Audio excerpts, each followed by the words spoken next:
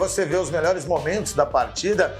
Que show do Vasco, né? Eu avisei, hein, Thaís? Eu falei ontem que o Vasco ganhava. Você lembra? Lembro demais. Lembro, eu falei que dava Coritiba. Olha só, o Vasco ontem teve a reabertura dos portões de São Januário para a alegria da sua torcida. São Januário completamente lotada. Ontem o Ramon Dias, treinador do Vasco, destacou isso na sua coletiva, do poder da torcida vascaína, que sem dúvida é a torcida mais leal, mais fiel, mais apaixonada do Rio de Janeiro. Vasco 5, Coritiba 1, e já vou te falar uma coisa, hein, Thaís? Esse Vasco não cai não, hein? Não cai, Davi Barbosa. Não cai não, tô começando a achar que o Vasco não cai mais. Escapou, você não acha? Escapou, tá 2 pontos de sair da zona do rebaixamento nesse momento, abriu uma boa distância pro último colocado, que é o Coritiba, e ontem a gente já viu aquela liga, a gente pode falar que deu desse elenco reformulado, com vários jogadores que vieram aí na última janela de transferência, eles muito num clima de união, tanto dentro de campo quanto fora,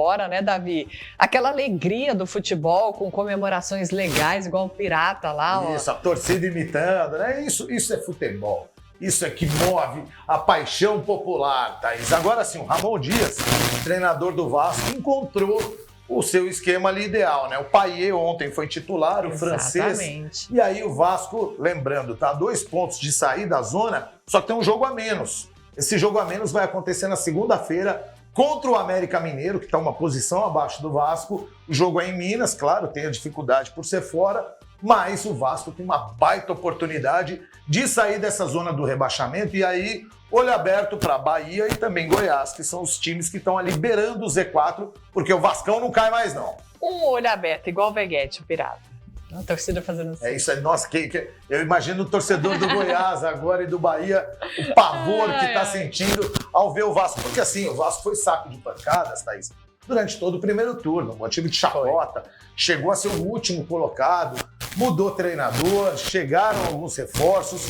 Eu acho que essa janela de transferência do meio do ano foi muito importante para o Vasco, que percebeu as peças que precisava e agiu rápido. Conseguiu trazer jogadores. E aí o Ramon Dias, um bom treinador argentino, que consegue, enfim, implantar a sua filosofia de trabalho. Ontem, lá em São Januário, ficou muito claro isso, foi o que você disse. Fez 5 e se estivesse jogando até agora, estava 127-1, mais ou menos. Detalhes, são já 9 gols nas 2 últimas partidas. E o Coritiba chegou à 7ª derrota seguida, Davi. Nos últimos 5 jogos, sofreu 19 gols. O Coritiba, infelizmente, já era, já né? Era. Conseguiu essa vaga para a Série B 2024, com muita luta. O Coritiba classificado, então, para a Série B 2024. Voltou. Foi. Bateu, voltou. É o chamado time ioiô. A gente tem alguns times ioiô no Brasil. O Avaí é um caso, o Atlético Goianiense é um caso, e aí o Coritiba também sendo aquele time ioiô. Ele sobe, desce, sobe, Série A, Série B, Série A, Série B, fica ali brincando de elevador. Coritiba, portanto, na nossa opinião aqui, acabou, já era, estava lá com um auxiliar, nem com ele conseguiu nada, e aí sofreu muito nesse começo de campeonato, continua sofrendo agora. Coritiba, infelizmente, para o estado do Paraná, que é muito importante, 2 times na primeira divisão, acabou, foi. Agora o Vasco não, tá vivo e vai brigar, sim, para sair dessa zona do rebaixamento. Você tem a certeza disso, viu, Thaís? Só roda as imagens de novo dos melhores momentos para a gente contar aqui quem fez os gols do Vasco. Foram 2 do Pirata, do Veguete, né, do argentino, um do Peck, um do Rossi e um do Zé Gabriel. Do lado do Coritiba, quem descontou foi o Sebastião Gomes. Então foi isso. Esses foram os caras que balançaram as redes ontem em São Januário, lotada. Que festa linda, né? Teve mosaico. A torcida do Vasco estava muito feliz. Graças a Deus não teve briga, porque foi essa motivação que deixou o São Januário fechado por 90 dias, né, Davi? Eu espero que eles tenham aprendido a lição e agora seja só festa lá em São Januário. É assim, ontem foi 5-1 pro Vasco, jogando em casa, São Janu, legal, bonito, festa, mosaico, foguete e o pessoal tomando uma brama gelada. Legal, tudo certo.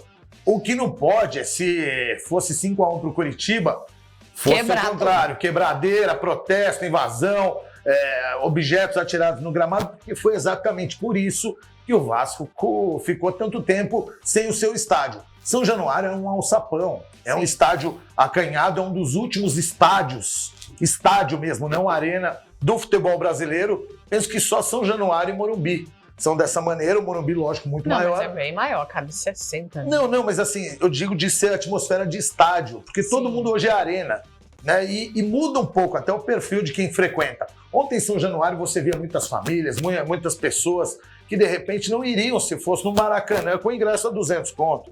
Né? Então a gente tem que ver isso também. O Ramon Dias falou sobre isso, viu, Thaís? Ele falou sobre a grandeza mas da ele torcida. Já acha que o Vasco tá maior do que o São Januário. Já acha que tem que ir pro Nilton, pro Maracanã, porque ele jogou no Nilton Santos, né? É isso. Ele falou que a torcida do Vasco é muito grande para o estádio que jogou. Ou seja, ele não fez uma crítica a São Januário, elogiou a atmosfera do torcedor, porém, já deu essa dica aí para a diretoria, falando, vamos se mexer, vamos se coçar para jogar num estádio um pouquinho maior, porque tem mais íntias, tem mais torcedores do que tinha hoje aqui. Então, o maior número de vascaínos que conseguirem ir para o estádio nessa reta final vai ser melhor para a gente. Já deu a dica aí o Ramon Dias.